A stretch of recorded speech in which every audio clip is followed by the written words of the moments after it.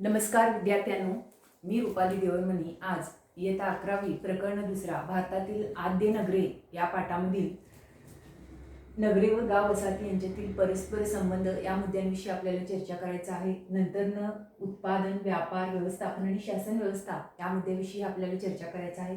त्यानंतर नगरांचा ऱ्हास या मुद्द्यांविषयी आपल्याला चर्चा करायचं आहे. हडप्पा संस्कृतीचा नगरांचा ऱ्हास झाला या मुद्द्याविषयी चर्चा करायचं आहे. त्यामध्ये 5-6 पॉईंट आहेत. एक तर लढाऊ जमातीने हडप्पा संस्कृतीचा ऱ्हास केलेला असावा. दुसरं म्हणजे महापूर आणि भूकंपाची शक्यता असण्याची शक्यता आहे.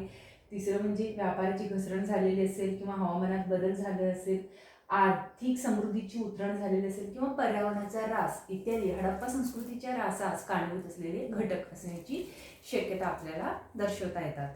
तर पहिल्यांदा आपण नगरे आणि गाव वसाहती यांच्यामध्ये परस्पर संबंध कशा प्रकारे होता याविषयी आता आपण माहिती पाहणार आहोत. तर हडप्पा संस्कृतीची नगरे हडप्पा पूर्व काळातील गाव वसाहतीचा विकास आणि विस्तार होण्याच्या प्रक्रियेतून उदयाला आली हे आपण पाहिलेले आहे. तर नागरी जीवनाच्या आणि व्यवस्थापनाच्या गरजांच्या पूर्ती करण्यासाठी नगरातील लोक भोवतालच्या नैसर्गिक परिसर आणि गाव वसाहतीवर अवलंबून असतात. त्यामुळे काय होतं, हडप्पा नगरांमधील लोकांच्या दैनंदिन जीवनासाठी अन्नधान्य म्हणा, व्यापारी उत्पादनासाठी प्रामुख्याने तेथील चिकण माती म्हणा, विविध प्रकारचे दगड आणि मौल्यवान खडे, विविध धातू इत्यादी उपलब्ध होण्यासाठीच्या यंत्रणेवर नगरे व गाव वसाहतीमधील परस्पर संबंध अवलंबून असलेला दिसून येतो. तर हडप्पा पूर्व काळातील सर्वच गाव वसाहतीचे रूपांतर मोठ्या किंवा छोट्या नगरांमध्ये झाले नाही. काही गाव वसाहतींमध्ये फारसे बदल घडले नाहीत.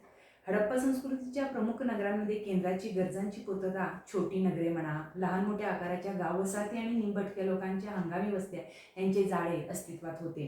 त्यामध्ये दुर्गम प्रदेशातील गाव वसाहतीचाही समावेश होतो. त्याचे उत्तम उदाहरण म्हणजे अफगाणिस्तानच्या बदक्षान प्रांतातील शोर्तुगाई ही हडप्पा संस्कृतीची काय होती, महत्त्वपूर्ण संस्कृतीची एक वसाहत असून तिथे लाजवर्दी इंद्रनील दगडाच्या खाणी आहेत. या दगडापासून केलेल्या वस्तूला मेसोपोटामियामध्ये मोठ्या प्रमाणावर मागणी होती. मेसोपोटामियामध्ये महाकाव्यामध्ये देवी इनन्नाच्या नगरातील भिंती ह्या लाजवर्दीने मडवल्याची उदाहरणे किंवा वर्णने आहेत. बघा, हडप्पा संस्कृतीच्या अफगाणिस्तानच्या बदक्षान प्रांतातील शोर्तुगाई ही हडप्पा संस्कृतीचे एक महत्त्वपूर्ण नगर असून तिथे लाजवर्दी इंद्रनील दगडाच्या खाणी, हे इंद्रनील दगड म्हणजे असे त्या खाणी आहेत, त्या खाणीतून ह्या लाजवर्दी दगडापासून अनेक सुशोभीकरणाचे बांधकामाचं काम त्यावेळेस झालेलं होतं.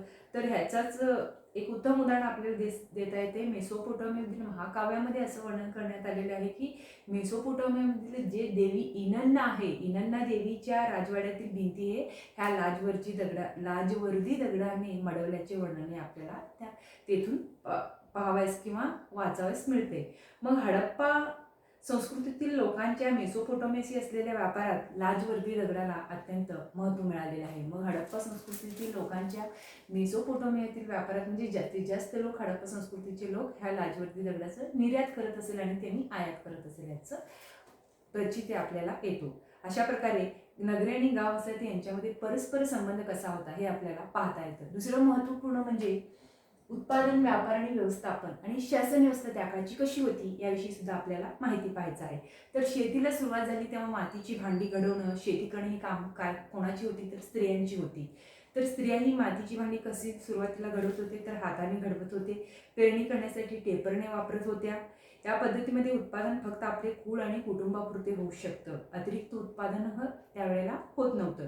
दुसरं म्हणजे हडप्पा पूर्व काळात पूर्व हडप्पा संस्कृतीच्या काळातच बैलाचा उपयोग शेतीच्या कामासाठी केला जात असावा.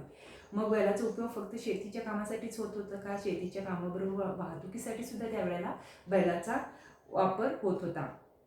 मग चाकाच्या वापरामुळे मातीची भांडी अधिक वेगाने आणि मोठ्या प्रमाणात घडवता येणे शक्य झाले. बैल जोतलेले नांगर वापरात आल्यामुळे शेतीचे उत्पादनही मोठ्या प्रमाणात होऊ लागलेले आहे. अशा प्रकारे नांगरांच्या मातीच्या प्रतिकृती हरियाणातील बनावली येथे मिळाल्या आहेत. शेतीच्या उत्पादनाखेरीजच इतर गरजेच्या वस्तू धान्य देऊन त्याच्या मोबदल्यात घेता येऊ लागल्या. विनिमयाची सुरुवात झाली. धान्याचा विनिमय हा विशेषतः मीठ, धातू आणि मौल्यवान गोष्टी मिळवण्यासाठी होत असे. अशा प्रकारे नागरी हडप्पा संस्कृतीच्या काळात विनिमयाच्या या व्यवहाराची व्याप्ती वाढून आयात निर्यात मोठ्या प्रमाणावर होऊ लागलेला आहे. भारतीय उपखंडाच्या अंतर्गत आणि मेसोपोटामियासारख्या दूरवरच्या प्रदेशाशी व्यापार सुरू झाला. हा व्यापार पूर्व हडप्पा काळ सुरू झाला होता. मेसोपोटोमियातील अक्कड या साम्राज्याची प्रस्थापना इसवी सनापूर्वी 2334 मध्ये सम्राट पहिला सार्गन यांनी केलेला आहे. अशा प्रकारे त्यांच्या कारकिर्दीत हडप्पा संस्कृतीचा मेसोपोटोमियाशी असलेला व्यापार आणि नागरी हडप्पा संस्कृती यांची भरभराट झालेली आपल्याला पाहता येतं. मग सम्राट सार्गनच्या एका लेखात या व्यापाराचा उल्लेख आहे. या काळात इराण आणि मध्य आशियातून जाणाऱ्या खुष्कीचे मार्गाचे महत्त्व कमी होऊन समुद्री व्यापाराला महत्त्व आलं. त्यामध्ये दिलमून, मक्कम आणि मेलुहा अशा 3 प्रदेशाचा उल्लेख आहे. दिलमून म्हणजे बहरीन, मक्कम म्हणजे ओमान, इराणचा बलुचिस्तानचा किनारा आणि मेलुहा म्हणजे हडप्पा संस्कृतीचा प्रदेश. मेलुहामध्ये प्राचीन काळी तांबे मोठ्या प्रमाणात उपलब्ध होते. मेलुहा नाव तांब्याच्या लाल रंगावरून मिळालेलं असावं. मेलुहामध्ये तांबे, हस्तिदंताच्या वस्तू, इंद्रनील, लाजवर्दी गोमेदाच्या मणी, कापड, इमारती, लाकूड इत्यादी वस्तू तसेच माकडे, मोर हे प्राणी मेसोपोटोमियात निर्यात केले जात होते. अशा प्रकारे इजिप्तमधील राजघराण्यातील व्यक्तीला मृत्यूनंतर निळ्या कापडात गुंडाळले जाई, त्यालाच काय म्हटलं जातं, ममी असं म्हटलं जातं.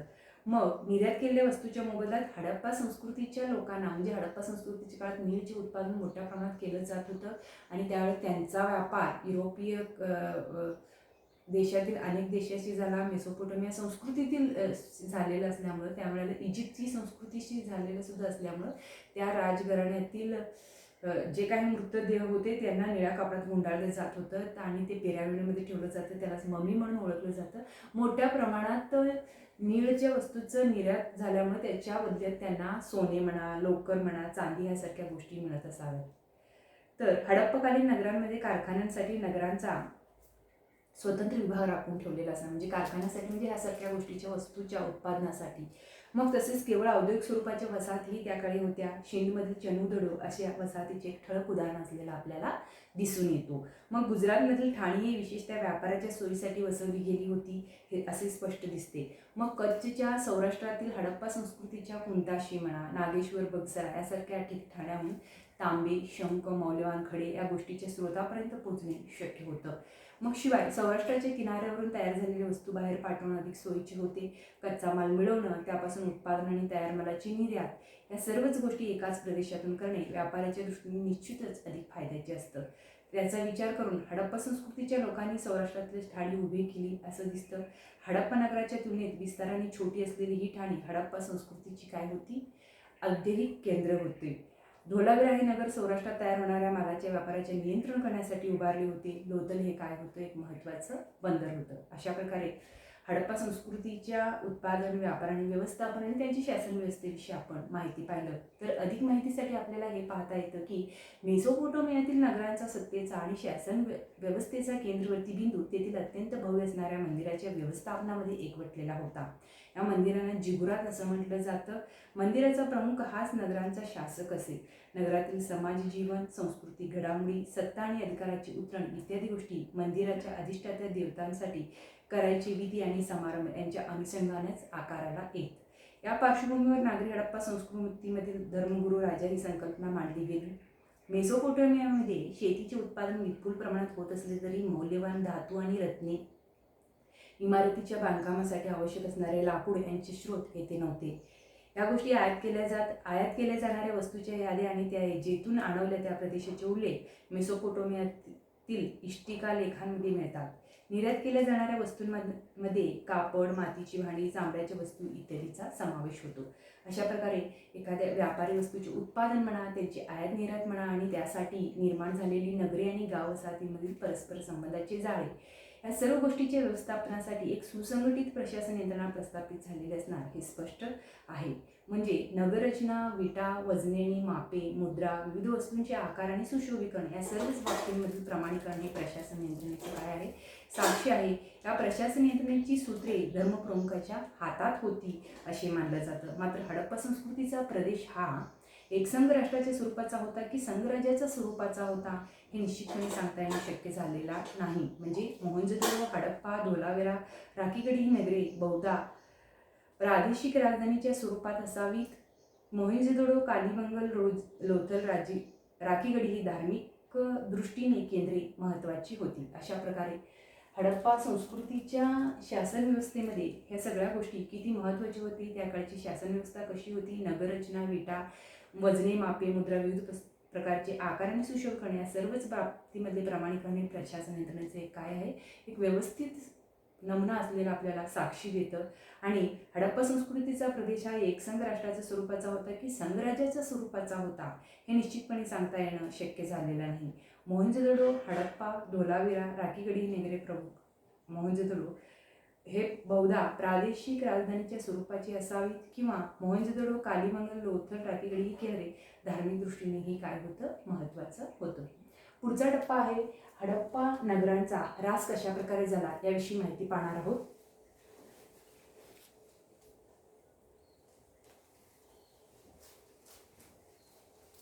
तर विद्यार्थ्यांनो, हडप्पा संस्कृती ही अतिशय महत्त्वाची भारतीय संस्कृती होती. त्यालाच काय म्हटलं जातं, सिंधू संस्कृती या नावाने ही ओळखलं जातं. ह्या संस्कृतीचा ऱ्हास कसा झाला याविषयी पाहत असताना आपण अनेक अंदाजे वर्तवलं जातं. तर त्यामध्ये हडप्पा संस्कृतीचा जेव्हा नुकताच शोध लागला तेव्हा हडप्पा संस्कृतीची नगरे बाहेरून आलेल्या लढाऊ जमातींनी नष्ट केली असे अनुमान बांधले गेले. म्हणजे बाहेरचे लोक आर्य आलेले असेल. हडप्पा संस्कृती ही काय होती, एक शांतताप्रिय संस्कृती होती आणि ह्या संस्कृतीला मध्ये जास्त त्यांनी हत्यारे वगैरे बनवलेले उदाहरण किंवा साक्ष आपल्याला मिळणार नाही. त्यामुळे शांतताप्रिय संस्कृतीवर कोणीतरी बाहेरच्या आलेल्या टोळ्यांनी, लढाऊ जमातींनी आक्रमण केल्यामुळे सुद्धा ही संस्कृती नष्ट झालेला आपल्याला पाहावयास मिळते. मग इंद्र या ऋग्वेदातील देवाचे वर्णन पुरंदर म्हणजे पुरांचा नाश करणारा असं म्हटलं जातं. इंद्र हे काय आहे, ऋग्वेद म्हणजे बाहेरून आलेले आर्यांनी हडप्पा संस्कृतीचा ऱ्हास केलेला असावं असं संशोधकाचं मत होतं. मग आर्य लोकांचा देव कोण होता, इंद्र होता. इंद्र हा काय होता, पाऊस पाडणारा देव होता. आणि या इंद्राच्या आर्यांनी इंद्र या देवाला प्रार्थना केली की तुम्ही जास्त पाऊस पाडा आणि त्यामुळे पूर येतो, त्यामुळे पुरांमुळे काय होईल, हडप्पा संस्कृतीचा ऱ्हास होईल असं त्या लोकांनी सुद्धा इंद्र या देवाकडे प्रार्थना केली असंही समजून येतं. म्हणजे इंद्र या ऋग्वेदातील त्यामध्ये 4 वेद होता आर्यांचं, ऋग्वेद, सामवेद, यजुर्वेद, अथर्ववेद म्हटलं जातं. मग ऋग्वेदातील इंद्र या देवाचे वर्णन काय म्हणून केलं जात होता, पुरंदर. पुरंदर म्हणजे पुरांचा नाश करणारा असं म्हटलं जातं. किंवा पूर म्हणजे एक गाव असतो, त्या गावाचा नाश करणारा असंही म्हटलं जातं. पूर म्हणजे तटबंदीयुक्त असलेले एक नगर होतं. हडप्पा संस्कृतीची नगरे तटबंदीयुक्त होती म्हणजे पूर या संज्ञेची व्याख्या ती बसणारी होती. अशा प्रकारे इंद्राने हडप्पा संस्कृतीचा काय केला, हडप्पा संस्कृतीच्या पुरांचा नाश केला म्हणजे गावाचा नाश केला. म्हणजेच इंद्राच्या नेतृत्वाखाली वैदिकाऱ्यांनी हडप्पा नगरांचा नाश केला असा अन्वयार्थ सर मॉर्टिमर व्हिलर यांनी लावलेला आपल्याला दिसतो. हे ऑब्जेक्टिव्हला पडण्याची शक्यता आहे विद्यार्थ्यांनो. तर इंद्राच्या नेतृत्वाखाली वैदिकाऱ्यांनी हडप्पा संस्कृतीचा नाश केला असा अन्वयार्थ कोणी केलेला होता, सर मॉर्टिमर व्हिलर यांनी केलेला होता. त्यावेळेस व्हिलर यांच्या अनुमानाला विद्ववर्तुळात मान्यताही मिळालेली होती. परंतु हडप्पा संस्कृतीच्या संदर्भात अधिक ठोस पुरावा आता उपलब्ध झालेला आहे. तो पुरावा व्हिलरच्या अनुमानाला काय आहे, पुष्टी देणारा नाही. म्हणजे तो खोटंही असण्याची शक्यता आहे. कारण काय, इसवी सन पूर्वी 2000 ते 1900च्या सुमाराला हडप्पा संस्कृतीची घसरण सुरू झाली होती. म्हणजे इसवी सन पूर्वी 2000 ते 1900च्या सुमाराला नागरी हडप्पा संस्कृतीची काय झालेलं होतं, घसरण म्हणजे विनाशाला चाललेलं होतं. मग हडप्पा संस्कृतीची नगरे उतरणीला लागली, तेथील लोकांना स्थलांतर करणं काय झालेलं होतं, भाग पडलेलं होतं. येथून हडप्पा संस्कृतीचा कालखंड सुरू होतो. म्हणजे उत्तर हडप्पा संस्कृतीचा कालखंड होतो. म्हणजे पुरामुळे वगैरे किंवा इंद्रांनी नाश केला म्हणजे जास्त पाऊस पडून वगैरे हडप्पा संस्कृतीचा नाश झालेला नसावा किंवा वैदिकाऱ्यांनी आक्रमण करून सुद्धा हडप्पा संस्कृतीचा नाश झालेला नसावा. कारण काय, हडप्पा संस्कृतीचा व्यापार वगैरे घसरण झाल्यामुळे सुद्धा हडप्पा संस्कृतीचा नाश झालेला असेल. तेथील लोक दुसरीकडे स्थलांतर केलेले असण्याची शक्यता आहे. बघा, नागरी हडप्पा संस्कृतीचा ऱ्हास होऊन उत्तर हडप्पा संस्कृतीचा कालावधी सुरू होतो. म्हणजेच मुख्यतः व्यापाराची, त्याला कारण काय आहे, व्यापाराची घसरण असू शकतं, हवामानातील बदल असू शकतं, आर्थिक समृद्धीची उतरण असू शकतं, यासारख्या गोष्टीची एकत्रित परिणामामध्ये आहे. म्हणजे उत्तर हडप्पा संस्कृतीच्या काळात मेसोपोटेमियाशी असलेला हडप्पा संस्कृतीचा लोकांचा व्यापार उतरणीला लागलेला होता. कारण मेसोपोटामियाची आर्थिक संपन्नता कमी होऊ लागली होती. म्हणजे हडप्पा संस्कृतीचा लोकांचा व्यापार कोणाशी होता? मेसोपोटामिया संस्कृतीशी अधिक प्रगतशील अशी होता. मग त्यांच्या समोरच्या लोकांची जर आर्थिक स्थिती कमकुवत झाली तर ह्या लोकांचा व्यापार मोठ्या प्रमाणात होणं शक्य आहे का?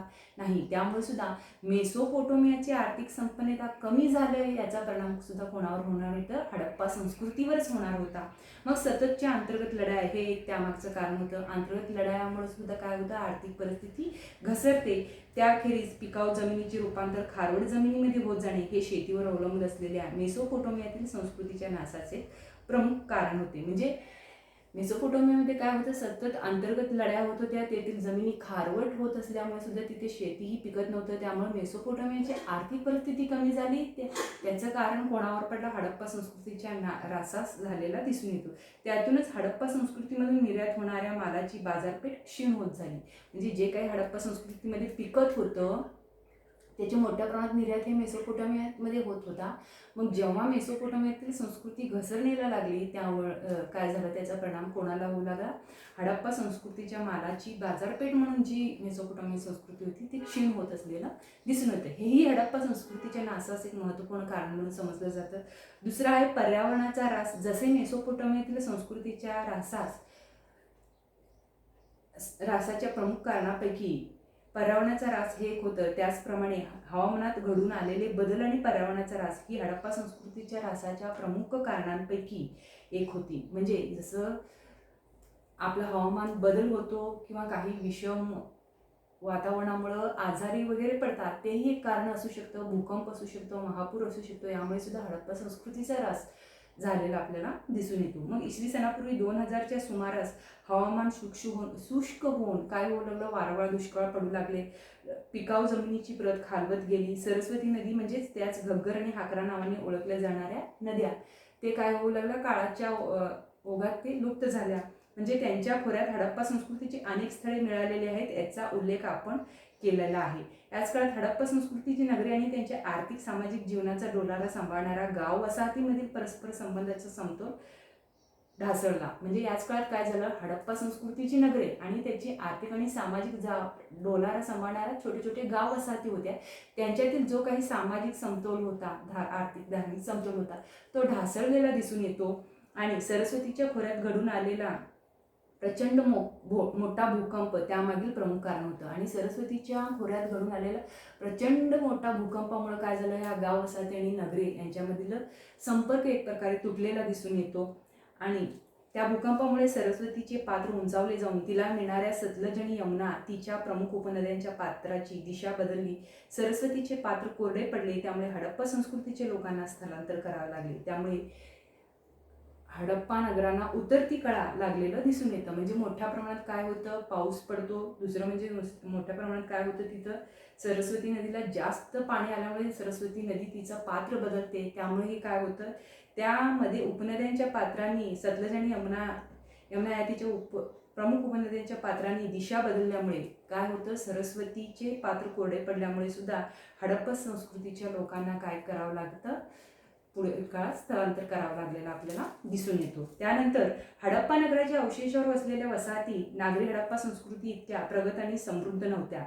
म्हणजे त्यानंतर हडप्पा नगराच्या अवशेषावर वसलेल्या वसाहती जे काही होत्या नंतर वसलेल्या वसाहती नागरी हडप्पा संस्कृती म्हणजे एक प्रगल्भ सुव्यवस्थित नगररचना असलेली संस्कृती इतक्या ती सुव्यवस्थित नव्हत्या. शिवाय त्याची मातीची भांडी म्हणा, घरे म्हणा, मृत व्यक्तीच्या अंत्यविधीच्या संदर्भातील चालीरीती यासारख्या गोष्टींमध्ये आपल्याला फरक होतो. नैसर्गिक आपत्तीमुळे उत्तर हडप्पा संस्कृतीच्या लोकांनाही स्थलांतर करावे लागलेलं आहे. नागरी हडप्पा संस्कृतीचे आणि उत्तर हडप्पा संस्कृतीचे लोक जिथे नव्याने वसले तेथे छोट्या गाव वसाहतीच्या स्वरूपाच्या नवीन संस्कृती उदयाला आलेल्या होत्या. नागरी हडप्पा संस्कृती आणि उत्तर हडप्पा संस्कृतीचे लोक जेथे नव्याने वसले तेथे छोट्या गाव वसाहतीच्या स्वरूपाच्या नवीन संस्कृती उदयाला आलेल्या आहेत. या नवीन संस्कृतीचा प्रसार राजस्थान, गुजरात, माळवा आणि महाराष्ट्र या प्रदेशांमध्ये झालेला दिसून येतो. या संस्कृतींना ताम्रपाषाणयुगीन संस्कृती म्हटलं जातं. पुढील पाठात आपण त्याचा परिचय करून घेणार आहोत. आता आपल्याला हडप्पा संस्कृतीचा नेमकं परिभाषा पाहायचा आहे. परिभाषा म्हणजे हडप्पा पूर्व संस्कृती म्हणजे काय, हडप्पा संस्कृती उदयाला येण्या अगोदरच्या संस्कृतीला आपण काय म्हणणार आहोत? हडप्पा पूर्व संस्कृती म्हणणार आहोत. नंतर पूर्व हडप्पा संस्कृती म्हणजे हडप्पा संस्कृतीचा सुरुवातीचा टप्पा म्हणणार आहोत.